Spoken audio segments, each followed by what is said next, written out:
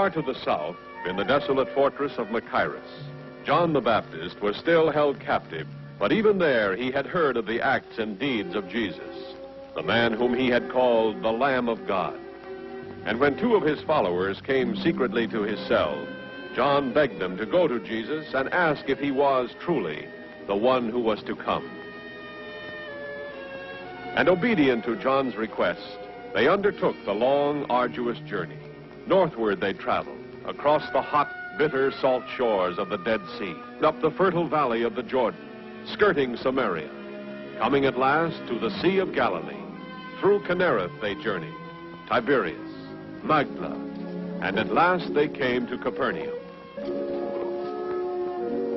Do you believe that I am able to do this? Let it be done to you according to your faith.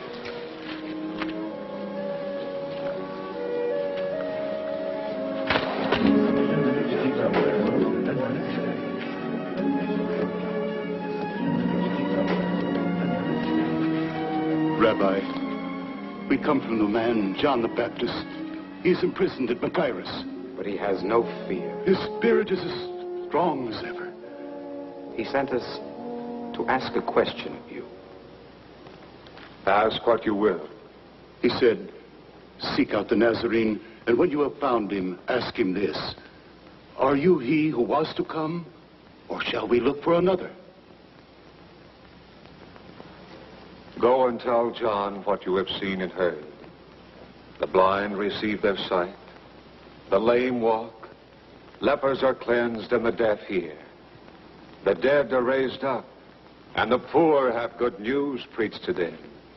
And blessed is he who takes no offense at me. We will tell him, Master. Word for word, as you have told us.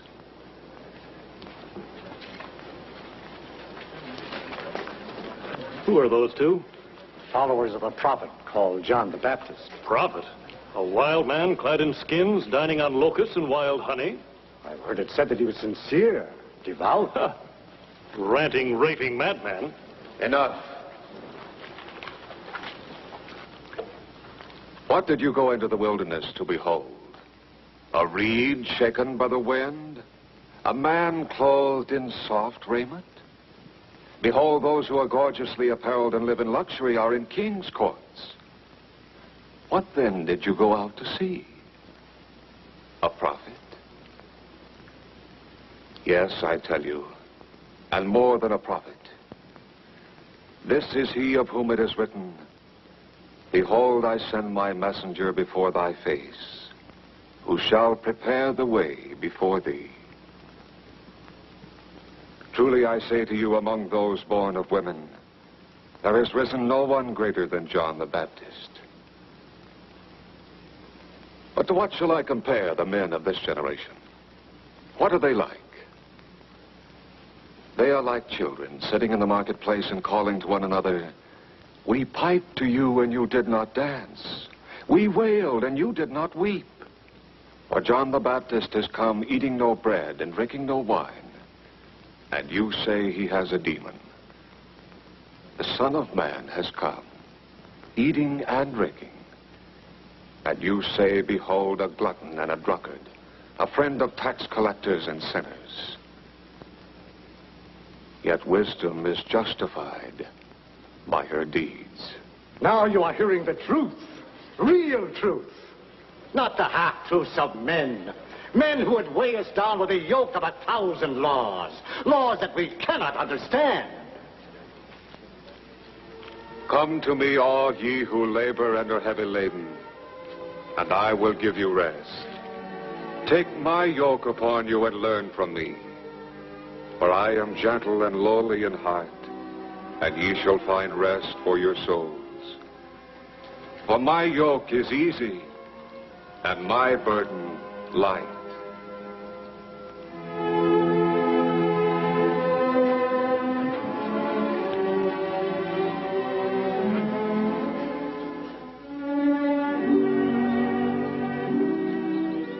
While the Master continued with his mission, his disciples, by two and two, were imparting his teachings to the people of Israel, Thaddeus and James the Less.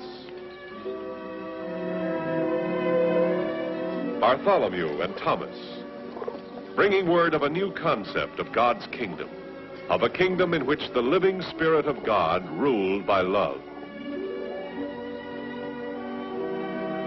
They spoke to men of every class and station, to the rich as well as to the poor, to the proud and to the humble, asking not the value of a man's purse, but the worth of his spirit. And the truths that Jesus had taught them, they taught to all who received them, explaining as the Master had explained, patient as he was patient with them, eager to share with all men the story of God's love as they had learned it from Jesus' lips. They were plain men, able to speak simply to plain people, the first missionaries of Jesus. They spoke on the streets and in the homes, in the language the humble understood. And as the Master had commanded them, they ministered to the sick, the lame, the afflicted.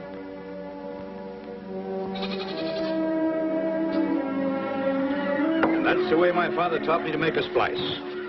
You never lose a net if you make a splice like that. All that you and Peter say sounds wonderful, Andrew.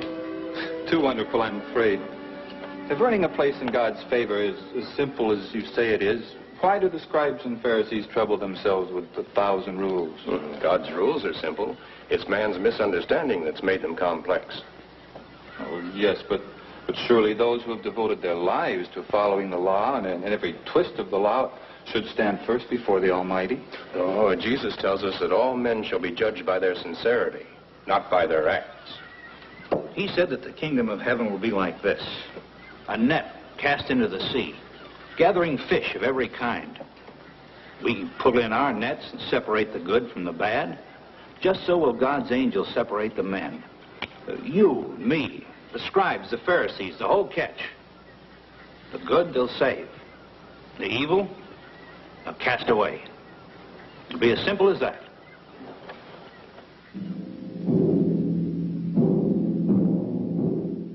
Far to the south, John the Baptist's messengers returned to the grim fortress of Machaerus on the desolate eastern shore of the Dead Sea.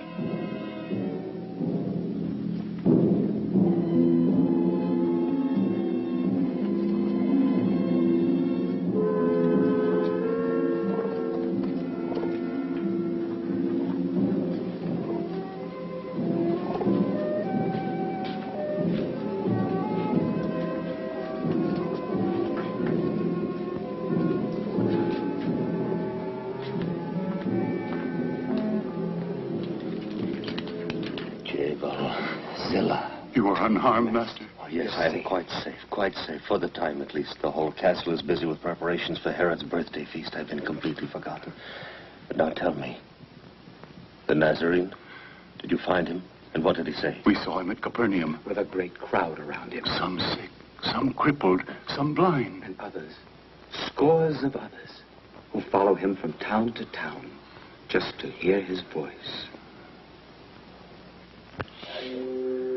For the first wine, the Damascene. The light Damascene, spiced, of course. Then, I think, the red Bithynian. Then, with the roasted meats, that purple Cyprian. The Romans always love it. No, you fool. Put the incense up there, close to Claudius' chair. He adores the scent. This Villa Capua reeks of it. Well, what do you think? Have I neglected anything? Nothing trivial. Well, I should hope not. Every detail is important tonight. Not only will all my chiefs be here, but the senator from Rome as well. So you have said repeatedly. He is close to Tiberius, very close. If he speaks well of me when he returns to the capital... And do you think one banquet is going to keep him from telling him the truth? That your subjects jeer you, revile your name, threaten open revolt, and all because of one man? Oh, that again. Yes, again. And again and again until you destroy him. You. Put the taper over there. That corner's blacker than a tomb. Every hour you let him live, the less the people fear you. Spare him another week, even another day. I have no time for it now. My guests are coming. I must see to 100 things. See to your crown, your kingdom. See what you're about to lose because you fear one man. I do not fear him. You fear his God. I must prepare for the senator. A God Unable to release him from his chains, a god powerless to open the dungeon door. Oh, how Tiberius will laugh when the senator tells him that you fear one unarmed follower of such a god. Enough, silence.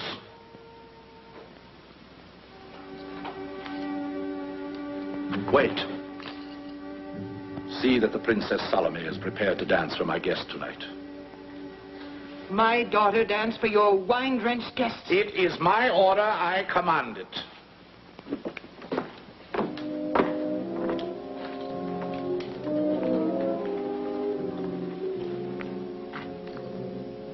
Salome, stay in your quarters tonight. Do not leave them. But the Tetrarch ordered You me. are my daughter, not his. Do as I say. It was his thought, not mine. He thought his guests would be flattered if a princess danced for them. The whole country ready to rise because of one man he's too superstitious to execute, and all he thinks of is to flatter his guests. Do you know why he fawns on the emperor's minions? Because he counts on Roman legions and Roman interest to protect him. He is of the Herodian line, but we aren't, not you and I. But surely they would guard us. Guard us? Why, I would be the first one blamed. The woman the Baptist reviled as the symbol of wickedness? I'd be a scapegoat thrown to the mercy of the mobs, and you with me. No, Mother. Go to him. Plead with him. No. No, I've goaded him as far as I dare. But there might be one way. If you did dance tonight, and your dancing pleased him, he would be sure to offer you a reward. A gift as a token of his pleasure. In the presence of such important guests, he would be eager to appear more than generous. He might even offer you your choice of gifts. No, Mother. You must. You must. Many who followed you now follow him, but none are certain whence he draws his powers. Do you know, Master? Once before, near the Jordan, I was asked this question. My answer is still the same. No one receives anything except what is given him from heaven. As for the people turning to him, so be it. So be it. He who has the bride is the bridegroom. The friend of the bridegroom rejoices in the bridegroom's voice. And therefore this joy of mine is now full. He must increase. I must decrease. Oh, now it is long past time for you to go. I have endangered you holding you this long. Oh, the danger. We are not afraid, Master. You have done well.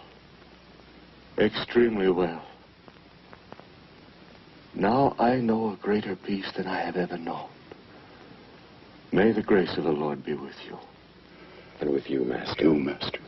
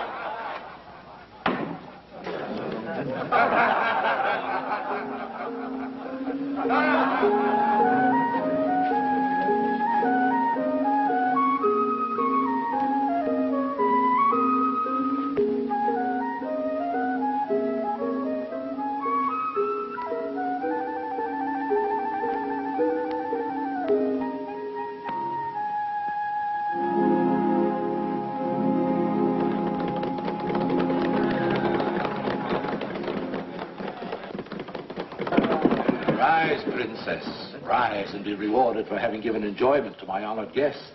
You have pleased us. Now it is my pleasure to please you. Name your reward, one worthy of a princess of the Herodian house. Your Majesty has been so generous to me already. Come, speak up. Your choice of the jewels in my coffer? A villa of your own beside the new palace? Ask me for whatever you wish, and I will grant it. I know not what to say, Majesty. Take time. Think what you most desire. And on my oath as Tetrarch, whatever you ask me for, I will give it to you. Even to half my kingdom.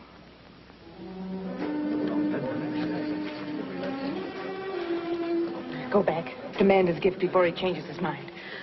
But what shall I ask?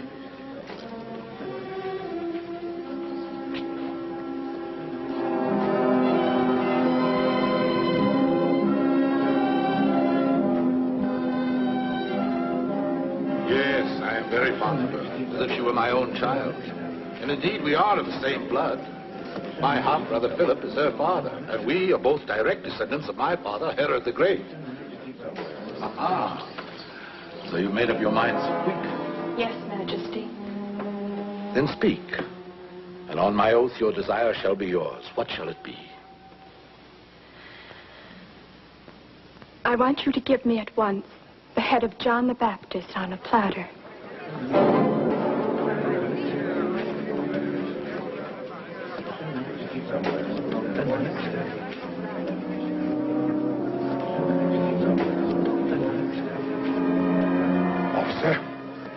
Officer of the guard. Put the prisoner John to death by the sword and bring his head to me.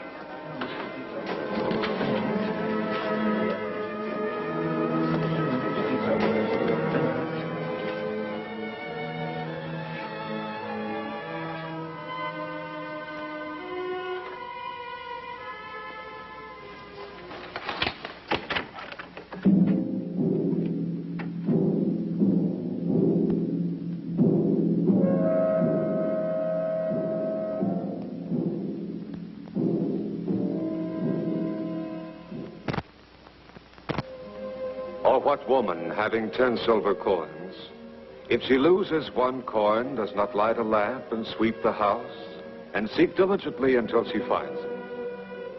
And when she has found it, she calls together her friends and neighbors, saying, "Rejoice with me, for I have found the coin I lost."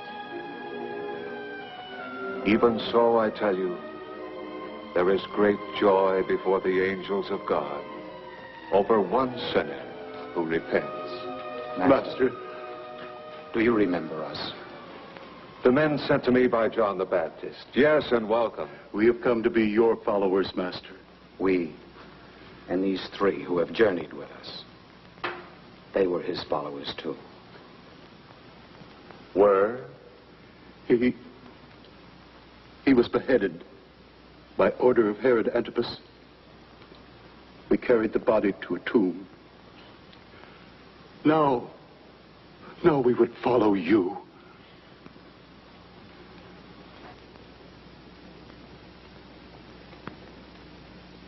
It is as I said. No greater man was ever born of woman.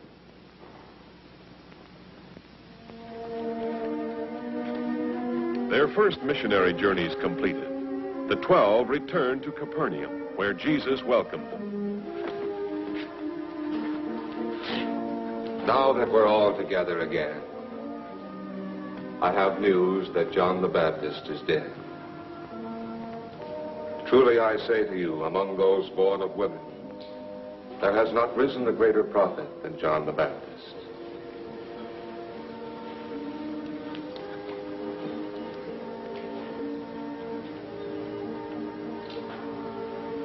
And he said to them, "Come away by yourselves to a lonely place and rest a while." For many were coming and going, and they had no leisure even to eat.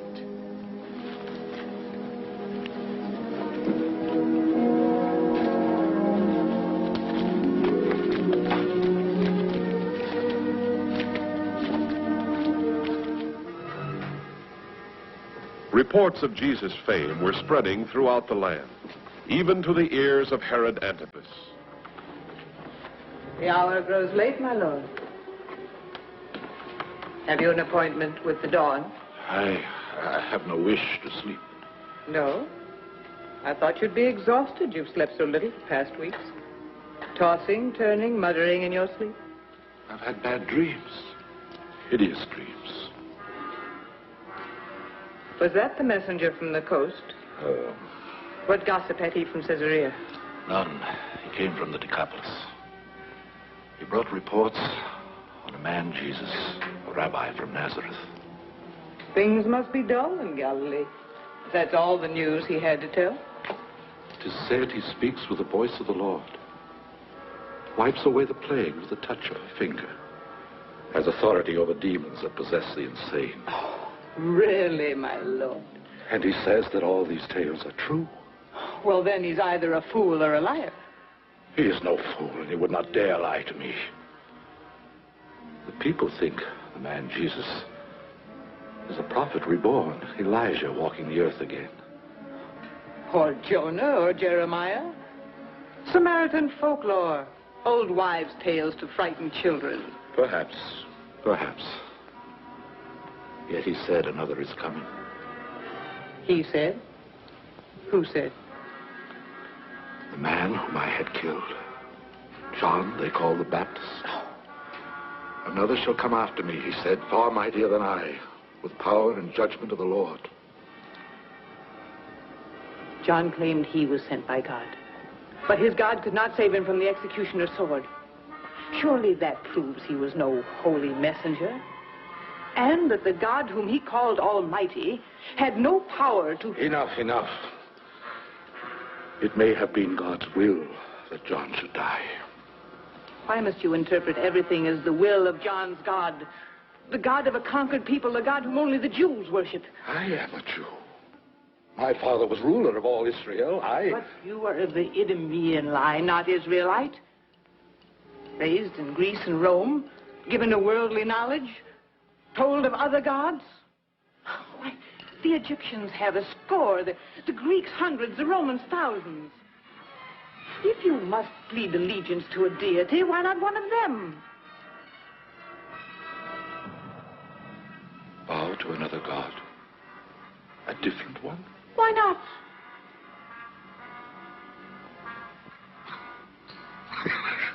Yes. Why not? I am of royal blood. I'll choose my own god. Here. Let's pledge him with a toast. Which shall it be, eh? The Romans Jupiter or the Grecians Zeus? Baal of the east or the Egyptians Set? I do not care. You choose. Your choice is mine. Then I shall name, shall me? Again, the scriptures may be right, that there is only one God, almighty, supreme, mighty beyond all might. And if there is, and if I have put to death his chosen man... John was not sent by God.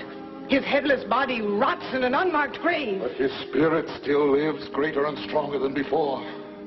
All that you sought to silence will not be stilled. All that John has prophesied is coming true. Jesus is not Elijah reborn. He is John the Baptist, risen from the dead. That is why these powers work in him.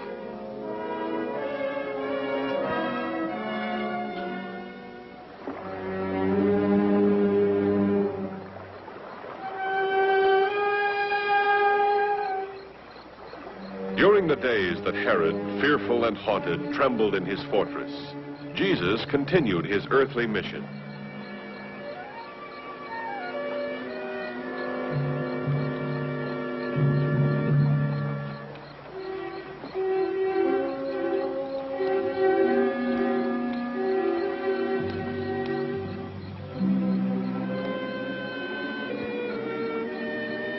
He hasn't slept? No. He must have loved the Baptist deeply. Andrew tells me that they were kinsmen. But no man can go on day after day without his rest. Not carrying the load that he bears, and the continual demands of the people, and now his grief for John. And the fact that Herod may strike at him next. I doubt if he fears Herod. He should.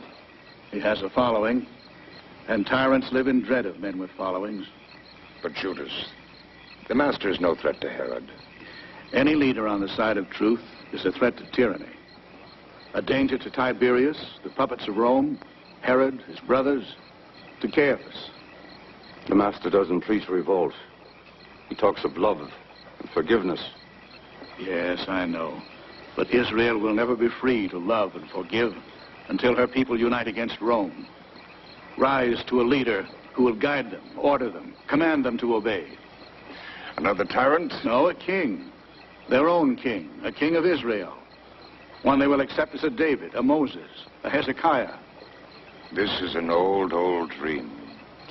For 3 centuries, people have talked of it, but accomplished nothing. But it will come. Not in a year or 2 or 3, perhaps, but when enough men are willing to die for a kingdom of their own. I was a zealot, pledged to restore Israel to its place among the nations of the world. For years, like all the Brotherhood, I preached hate and fight and destroy. But now I have heard the Master speak of love and forgiveness, and I want more than revenge or temporal power or the glories of this world. So do the rest of us, and the hundreds that have heard him, and the thousands that will. Well, perhaps you're right. Through that night and the days that followed, a great weight lay on the heart of Jesus. The death of John the Baptist meant more than the loss of a beloved kinsman. It marked the ending of the time of the messenger sent to prepare the way. Now the task, the full task, rested on the shoulders of only one: to bring the word of the kingdom to all mankind, to train the men who must carry on the work when he could no longer be with them.